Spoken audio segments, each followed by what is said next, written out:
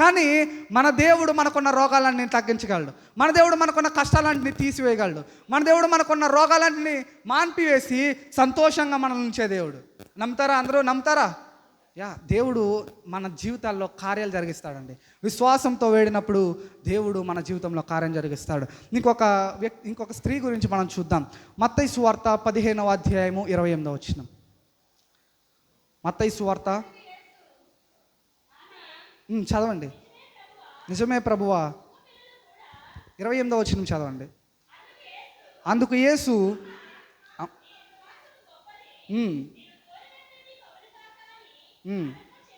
చెప్పాను. చాలండి. అయితే మత్తయి సువార్త 15వ అధ్యాయము 21వ వచనంలో దేవుడు చాలండి, పర్లేదు, నేను చెప్పేస్తాను. ఆయన ఒక కనాను స్త్రీ, ఆమె కుమార్తెకి దెయ్యం పట్టిందంట.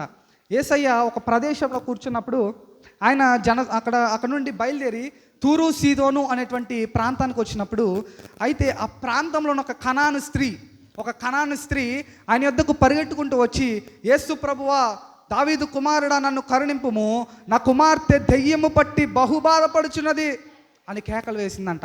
ఎవరు? ఈ కనాను స్త్రీ వచ్చి ఆయన దగ్గరకు వచ్చి, ప్రభువా, నా కుమార్తె దెయ్యం పట్టి రోగమైంది ప్రభువా, నా కుమార్తెలో దెయ్యం పట్టింది, ఆమె కేకలు వేస్తుంది, అరుస్తుంది అని ఆయన యొద్దకు వచ్చి ఆమె తన యొక్క బాధను, తన యొక్క విన్నపాన్ని ప్రభువుకు తెలియజేస్తుంది. అయితే దేవుడు అంటాడు, యేసయ్య అంటాడు, అక్కడ చాలా డిస్కషన్ జరిగిన తర్వాత ఆయన వదలలేదు. ప్రభువా, స్వస్థపరచు ప్రభువా, నా కుమార్తెను రక్షించు ప్రభువా, నా కుమార్తెలో ఉన్న దయ్యాన్ని తొలగించు ప్రభువా అని ఆమె క్రీస్తు యేసు ఎదుట తన బాధలను ఆయన ఎదుట పెట్టినప్పుడు ఆమె యొక్క కుమార్తె యొక్క దెయ్యము పట్టిన కుమార్తె స్వస్థపరిచినట్లుగా మనం చూస్తున్నాం. అయితే యేసయ్య స్వయంగా యేసు ప్రభువే ఆమె గురించి ఏమైనా సాక్ష్యమిస్తాడో తెలుసా? అమ్మా, నీ విశ్వాసము గొప్పది, నీవు కోరినట్టే నీకు అవునుగా కానీ ఆమెతో చెప్పాను. ఆ గడియలోనే ఆమె కుమార్తె స్వస్థత నొందెను. అయితే ఆమె విశ్వాసము గొప్పది. స్వయంగా యేసయ్య అంటున్నాడు, అమ్మా, నీ విశ్వాసము చాలా గొప్పది. ఆమె ఎవరు? కనాను స్త్రీ వచ్చి ఆయన యొద్దకు వచ్చి, ప్రభువా, ఇలాగుంది ప్రభువా, ఆ కంప్లైంట్ చెప్పింది. అయితే ఆమెలో ఉన్న విశ్వాసము, ఆమెలో ఉన్న నిరీక్షణ ఆమె కుమార్తెను స్వస్థపరిచి పాడేసింది. ఆమె కుమార్తెలో ఉన్న దెయ్యాన్ని బయటికి పంపేసింది. ఆమె జీవితంలో సంతోషాన్ని నింపింది. పిల్లలు ఎవరికైనా బాగోపోతే తల్లిదండ్రులకి మనశ్శాంతి ఉంటుందండి. పిల్లలు ఎవరికైనా బాగోపోతే పిల్లలు ఎవరైనా చెడిపోతున్నా, లేదంటే పిల్లలు ఎవరైనా బాగోపోయినా తల్లిదండ్రులకి సంతోషంగా ఉంటుందా? ఉండదు. ఎందుకంటే వాళ్ళ పిల్లల కోసం వీళ్ళు జీవిస్తూ ఉంటారు. అయితే ఆమె తన కుమార్తె గురించి ఆయన వద్దకు వచ్చి, ప్రభువా, నువ్వు మాత్రమే రక్షించగలవు ప్రభువా. ఆమె విశ్వసించింది. ఆ రోజున ఆమె విశ్వసించింది, యేసయ్య దగ్గరికి వెళ్తేనే నా కుమార్తె స్వస్థపడుతుంది, లేదంటే దెయ్యాలు వేసే వాళ్ళ దగ్గరికి, మంత్రాలు వేసే వాళ్ళ దగ్గరికి, తాయెత్తులు కట్టే వాళ్ళ దగ్గరికి, ఎవరి దగ్గరికి వెళ్ళేది ఈమె?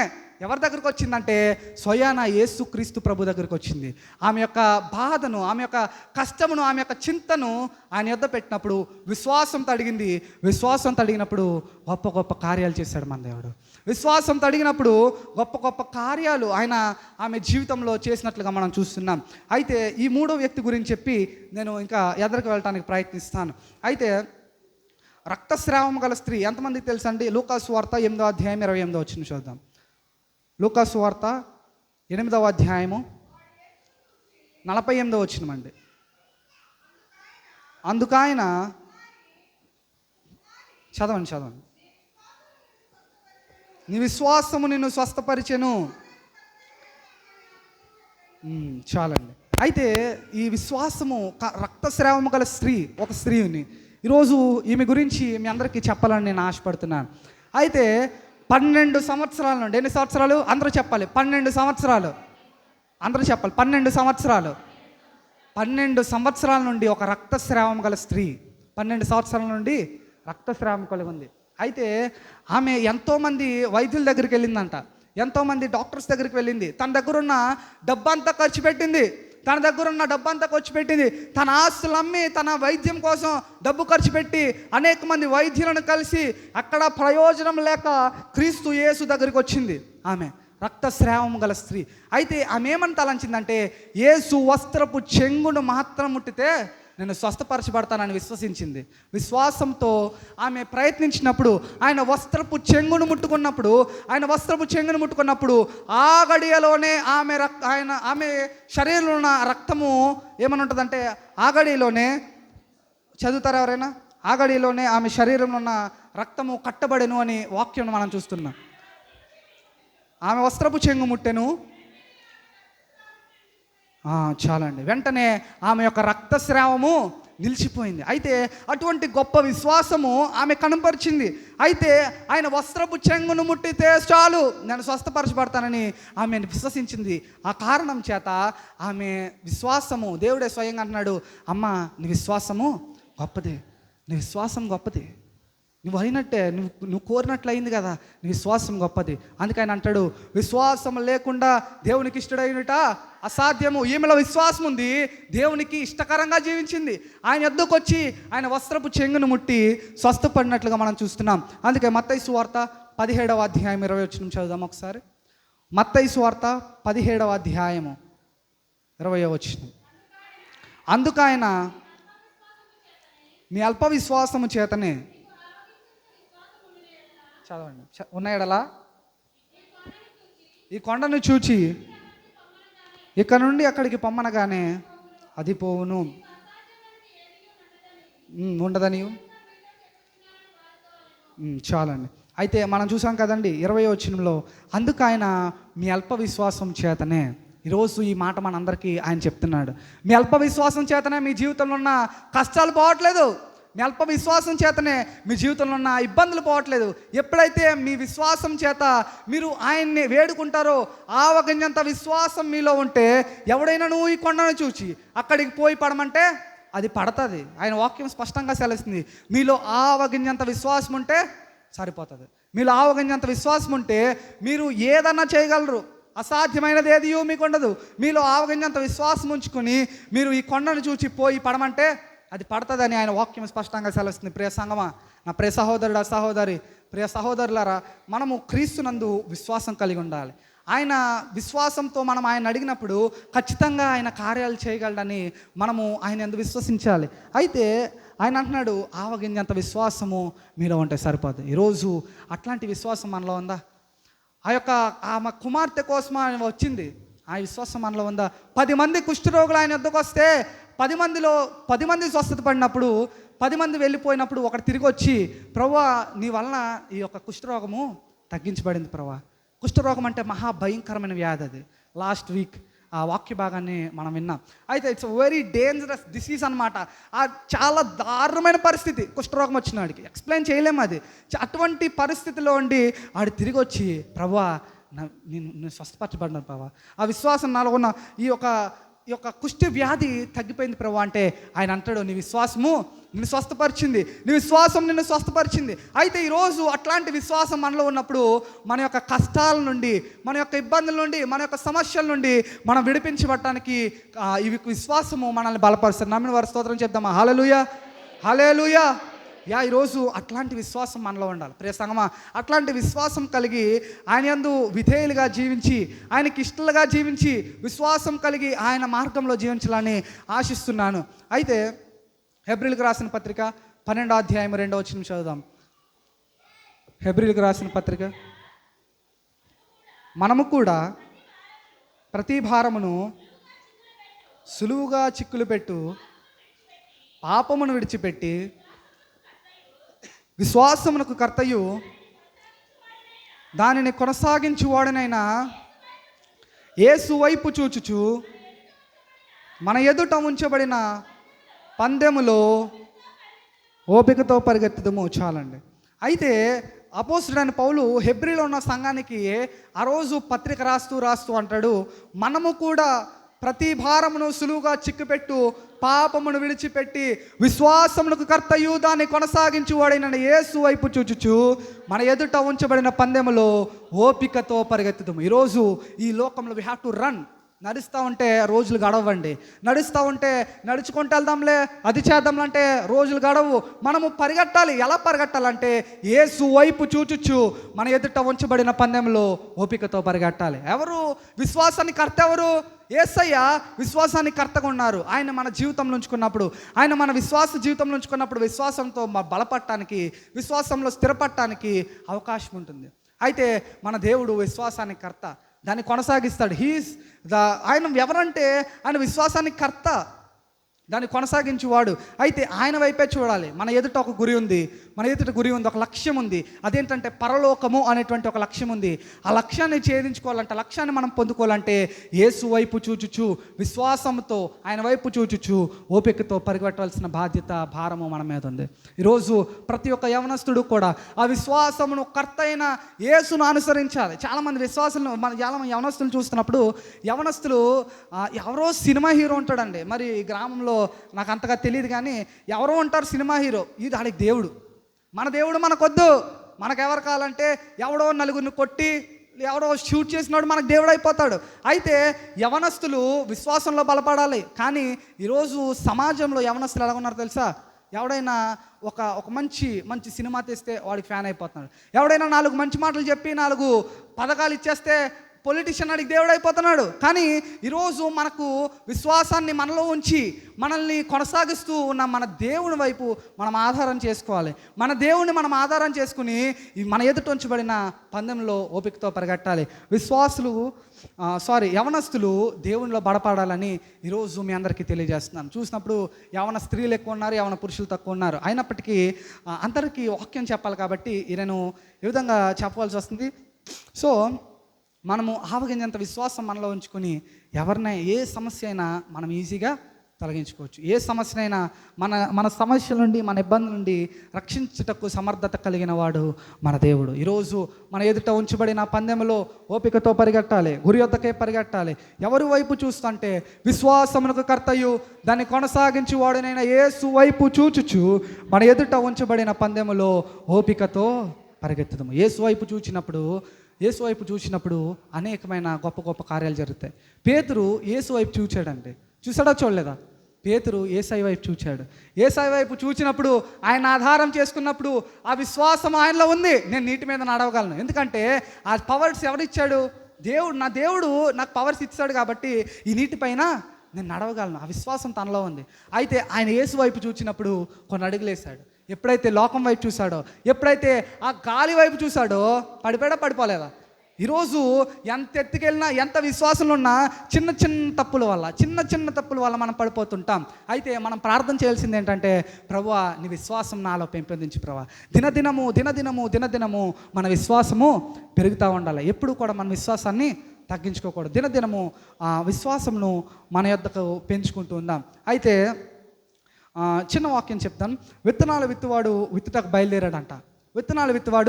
విత్తడానికి బయలుదేరినప్పుడు కొన్ని విత్తనాలు త్రోవ పక్కన పడ్డాయి, కొన్ని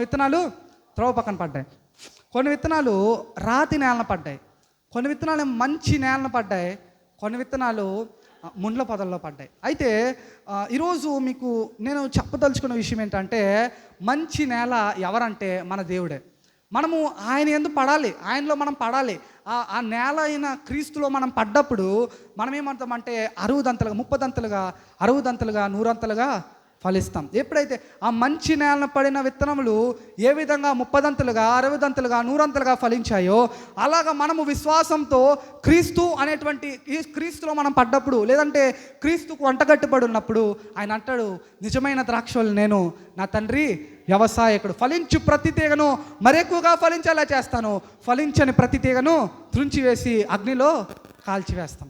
అయితే ఆయన అంటాడు, చెప్తా చివరికి వచ్చేటప్పటికి, నాయందు మీ యందు నా మాటలు ఉన్న ఎడలా మీకేది ఇష్టం అడుగుడి, అది మీకు అనుగ్రహింపబడును. ఈరోజు మనం అడగాలి. We have to ask God, I need this, I need that. ప్రభు నాకు అది కావాలి, నాకు ఇది కావాలని మనము ఆయన అడిగినప్పుడు ఆయన ఖచ్చితంగా దయచేస్తాడు. కానీ మనం ఎలాగ అడగాలి ఆయన్ని?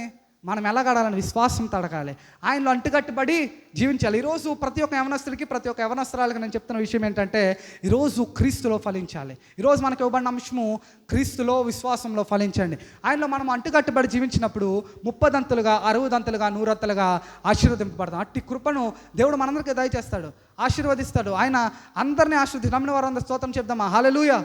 హల్లెలూయా. అందరినీ ఆశీర్వదిస్తాడు మన దేవుడు, ఎవరిని విడిచిపెట్టాడు. ఏ పాపి నశించుకోవడానికి ఇష్టం లేదు, ఎవరు ఇలా ఉండిపోవడం ఆయనకి ఇష్టం లేదు. అందరిని ఆశీర్వదిస్తాడు, అందరినీ దీవిస్తాడు. ఎప్పుడంటే ఆయన యందు మనము, మన యందు ఆయన మాటలు ఉన్నప్పుడు, నిలిచున్నప్పుడు. మీకు ఏది ఇష్టమడకంటే whatever you ask I may provide you.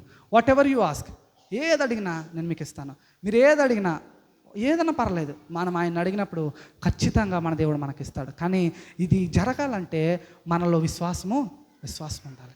ప్రసంగమా, విశ్వాసం లేకుండా దేవునికి ఇష్టమైనట్టు అసాధ్యం. ఈ వచనాన్ని చాలాసార్లు చదివినప్పుడు మనసు చాలా ఆనందపడుతుందండి.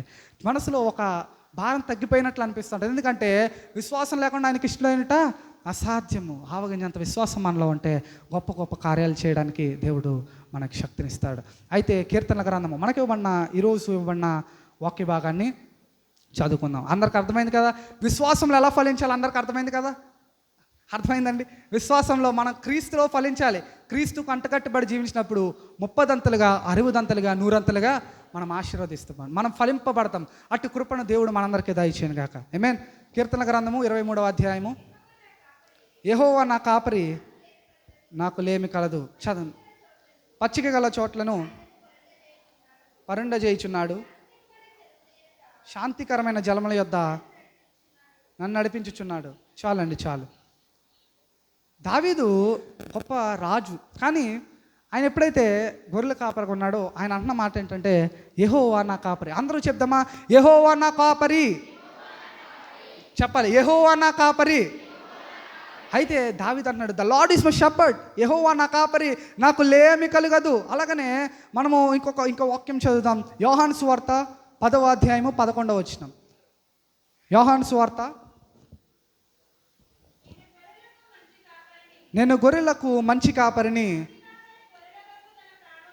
మంచి కాపరి గొర్రెల కొరకు తన ప్రాణం పెట్టిను. చాలండి. ఇక్కడ దావీదు ఏమంటున్నాడంటే యెహోవా నా కాపరి అంటున్నాడు. అక్కడ నూతన నిబంధనలో, కొత్త నిబంధనలో యేసయ్య ఏమంటున్నాడంటే నేను గొర్రెలకు మంచి కాపరిని. మంచి కాపరి గొర్రెల కొరకు తన ప్రాణం పెట్టలేదా మన దేవుడు మన కోసం? ఆయన ప్రాణమును పెట్టి వెల ఇచ్చి మనల్ని సంపాదించుకున్నాడు. ఆయన క్రయధనముగా ఆయన మన కోసం మరణించి మనల్ని సంపాదించుకున్నట్లుగా మనం పరిశుద్ధ గ్రంథంలో చూస్తున్నాం. అయితే దావీదు అంటాడు యెహోవా నా కాపరి, నాకు లేమి కలుగదు. ఎందుకంటే ఆయన కాపరి గురించి ఆయనకి తెలుసు. నా కాపరి నన్ను చూసుకుంటాడు. ఎందుకంటే దావీదుకి తెలుసు, గడాంధకారపు లోయలో నేను సంచరించినను ఏ అపాయం నాకు భయపడను. ఎందుకంటే ఒకవేళ నేను తప్పిపోయినా, ఒకవేళ నేను ఇబ్బందులకు గురైనా, ఒకవేళ నా గాయాలు తగిలినా, ఏమైనప్పటికీ నా మంచి కాపరి నా కొరకు ప్రాణం పెడతాడన్న విశ్వాసము దావీదు కనపరుస్తూ ఉన్నాడు. అయితే అందుకంటాడు గడాంధకారపు లోయలో నేను సంచరించిన, ఒకవేళ పడిపోతే నా కాపరి నన్ను తీసుకుని వస్తాడు అన్న ధైర్యం ఆయనలో ఉంది. నా కాపరి నన్ను రక్షిస్తాడు, లేదంటే నా కాపరి నన్ను విడిపిస్తాడు అనేటువంటి ఒక గొప్ప విశ్వాసము ఆయనలో కలిగి ఉన్నట్లుగా మనం చూస్తున్నాం. అయితే ఆయన అంటాడు గడాంధకారపు లోయలో నేను సంచరించినను ఏ అపాయం నాకు భయపడను. ఎందుకంటే నా కాపరి మంచి కాపరి, నా కొరకు ప్రాణం పెట్టి సైతం, నా కొరకు ఒకవేళ అవసరమైతే ప్రాణం పెట్టి కూడా నన్ను విడిపించగల సమర్థుడు నా దేవుడు అని ఆ రోజు దావీదు నమ్మాడు. ఈరోజు ప్రియ సంగమా, మనం కూడా ఆయన విశ్వాసం ఉంచాలి. ఆయన మనకు మంచి కాపరి, నా కొరకు ప్రాణం పెట్టిన నా దేవుని కొరకు నేను జీవించాలనేటువంటి ఒక గొప్ప విశ్వాసం మనలో ఉండాలి. అయితే ఆ రోజు దావీదు విశ్వసించాడు, నా కాపరి నా కొరకు ప్రాణం పెడతాడు, ఒకవేళ గడాంధ ఏ అపాయం నాకు నేను భయపడను, నీవు నాకు తోడయుండువు, నీ దుడ్డు కరయు నీ దండమును నన్ను ఆదరించును. ఆయన మనల్ని ఆదరిస్తాడు. కష్టంలో ఉన్నప్పుడు మనల్ని ఆదరిస్తాడు, ఇబ్బందులు ఉన్నప్పుడు మనల్ని ఆదరిస్తాడు. మన చెయ్యి పట్టుకుని మనల్ని లేవనెత్తి నడిపించుటకు సమర్థత కలిగిన దేవుడు మన దేవుడు. అయితే 23వ సంకీర్తన 5వ వచనం చదువుదాం. నా శత్రువులు ఎదుట నీవు నాకు భోజనం సిద్ధపరచుదువు, నూనెతో నా తల అంటి ఉన్నావు, నా గిన్నె నిండి పొర్లుచున్నది. చాలండి. నేను బ్రతుకు దినములన్నీ కృపాక్షేమంలే నా వెంట వచ్చును. చాలండి. అయితే దావీదు అంటున్నాడు నా శత్రువులు ఎదుట నీవు నాకు భోజనం పెట్టదు పెట్టారా పెట్టలేదా? శత్రువులు ఎదుట భోజనాన్ని సిద్ధపరిచేవాడు మన దేవుడు. అయితే నేను బ్రతుకు దినంలో నీవు కృపాక్షేమంలే నా వెంట వచ్చును, చిరకాలము యెహోవా మందిరంలో నేను నివాసం చేసేదను. దేవుడు మంచి కాపరి, ఆశీర్వదిస్తాడు మనల్ని. ఎంత అలాగా ఆశీర్వదిస్తాడంటే మన గిన్నె ఆల్రెడీ నిండిపోతుంది, కానీ నిండిపోయిన గిన్నె సైతం పొర్లి పొంగుతూ ఉంటుంది. ఎందుకంటే అట్లాంటి గొప్ప ఆశీర్వాదాలు దేవుడు మన జీవితంలో పెట్టడానికి సమర్థత కలిగిన వాడని ఈరోజు మీ అందరికీ చెప్పడానికి చాలా సంతోషిస్తున్నాను. అలానే 2వ వచనం చదువుకుందాం. పచ్చిక గల చోట్లను పరుండ చేయుచున్నాడు, శాంతికరమైన జలముల యొద్ద. చాలండి. ఏంటంటే పచ్చిక గల చోట్లను నన్ను పరుణ చేయుచున్నాడు అంటే, పచ్చిక దేనికి సాదృశ్యంగా ఉందంటే సమృద్ధికి సాదృశ్యంగా ఉంది. దేనికి సాదృశ్యంగా ఉంది? సమృద్ధికి సాదృశ్యంగా ఉంది. ఎప్పుడైతే యెహోవా దేవుణ్ణి మన కాపరిగా చేసుకుంటామో, దేవుణ్ణి మనకి ఒక కాపరిగా, ఒక మార్గము చూపించేవాడిగా మనం ఆయన చేసుకుంటామో, అంత సమృద్ధికరమైన జీవితాలని మన జీవితంలో దేవుడు ఇస్తున్నాడు. వారి స్తోత్రం చేద్దామా? హల్లెలూయా, హల్లెలూయా. సమృద్ధిని ఆయన మన జీవితంలో ఉంచుతాడు. అంత మాత్రమే కాదు కానీ శాంతికరమైన జలముల యొద్ద మనల్ని నడిపిస్తాడు. మన ప్రాణములకు సేద తీర్చాడు. ఆయన మన శత్రువులు ఎదుట మన భోజనం సిద్ధపరుస్తాడు. మన గిన్నె నిండి పొర్లే అంతగా ఆశీర్వదిస్తాడు. అంత మాత్రమే కాదు కానీ దావీదు అంటున్నాడు, దేవునితో ఒక నిబంధన చేసుకుంటున్నాడు. ఆఖరి చరణంలో ఆయన ఏమంటున్నాడు అంటే, నేను బ్రతుకు దినములన్నీ కృపాక్షేమంలో నా వెంట వచ్చును, చిరకాలము యెహోవా మందిరంలో నేను నివాసం చేసేదను. దావీదు ఒక తీర్మానం చేసుకున్నాడు. ప్రభా, నేను బ్రతుకు దినములన్నీ నువ్వు సమృద్ధిని కృపాక్షేమాలను నా వెంట ఉంచుతావు కదా ప్రభా, నీకోసం నేను ఒక్క పని చేద్దామని ఆశపడుతున్నాను ప్రభా, చిరకాలము నీ మందిరంలో నేను నివాసం చేస్తాను ప్రభా అని ఒక గొప్ప తీర్మానం తీసుకున్నాడు. ఎవరు? రాజైన దావీదు. ఒక యవనస్తుడిగా ఉన్నప్పుడు, లేదంటే ఒక గొర్రెలు కాచుకునేవాడుగా ఉన్నప్పుడు, ఇలాంటి పరిస్థితిలో దావీదు ఒక తీర్మానం చేసుకుంటున్నాడు. నీ చిరకాలము యెహోవా మందిరంలో నేను నివాసం చేసేదాన్ని ప్రభువా, ఈరోజు నేను నీ సన్నిధిలో నివాసం చేస్తాను ప్రభు. ఎంతమందికి ఉంది అటువంటి ఆసక్తి? అందుకే అంటాడు, నీ సన్నిధిని గురించిన ఆసక్తి అని భక్షించుతున్నది. ఆయన సన్నిధిని గురించిన ఆసక్తి భక్షిస్తూ ఉందంట. అయితే మనము ఈరోజు ఒక తీర్మానం తీసుకోవాలి. మనం యవనస్తులుగా ఉన్న మనము, లేదంటే పెద్దవారిగా ఉన్న మనం ఒక తీర్మానం తీసుకోవాలి. ప్రభువా, నువ్వు నాకు ఇస్తున్న ఈ కృపను బట్టి నీకు స్తోత్రాలు ప్రభువా, నువ్వు నా జీవితంలో ఇచ్చిన ఈ ధైర్యాన్ని బట్టి, ఈ జీవాన్ని బట్టి నీకు వందనాలు ప్రభువా. అయితే ప్రభువా, నేను నీకు సాక్షార్థంగా జీవిద్దాం అనుకుంటున్నాను. ఈరోజు నీకు ఒక విధమైన బిడ్డగా నేను జీవిద్దాం అనుకుంటున్నాను. నీ సన్నిధిలో నివాసం చేద్దామని ఆశపడుతున్నాను అన్న ఒక గొప్ప మనం తీసుకుంటూ ఉండాలి, నిర్ణయాలు తీసుకుంటూ ఉండాలి. ఆయన సన్నిధిలో జీవిస్తూ ఉండాలి. ఆయనతో ఎప్పుడైతే ఉంటామో, ఆయన ఎప్పుడైతే కాపరిగా చేసుకుంటామో, అంత సమృద్ధిని దేవుడు మన జీవితంలో ఇవ్వడానికి సిద్ధపడుతున్నాడు. అందుకే 100 గొర్రెలు ఉన్నాయంట ఒక యజమానికి. 100 గొర్రెలు ఉంటే దాంట్లో ఒక గొర్రె తప్పిపోయింది. ఒక గొర్రె తప్పిపోతే ఆయన ఏం చేస్తాడంటే, ఒక ఎత్తైన పర్వతం మీద ఒక 99 గొర్రెలను పెట్టి వాటిని అక్కడ జాగ్రత్తగా పెట్టి, తప్పిపోయిన ఒక గొర్రె కోసం ఆయన వెళ్ళాడు. ఆ 99 గొర్రెలను విడిచిపెట్టి. అది మన దేవుని ఉన్న గొప్పతనం. ఒక పాపి నశించిపోతూ ఇష్టం వచ్చినట్టు జీవిస్తున్నప్పుడు మన దేవుడు ఆ 99 నీతిమంతులను విడిచిపెట్టి ఈ ఒక్క పాపి కోసం ఇలా తిరిగి వచ్చాడు. మన కోసం, మన పాపాలని క్షమించి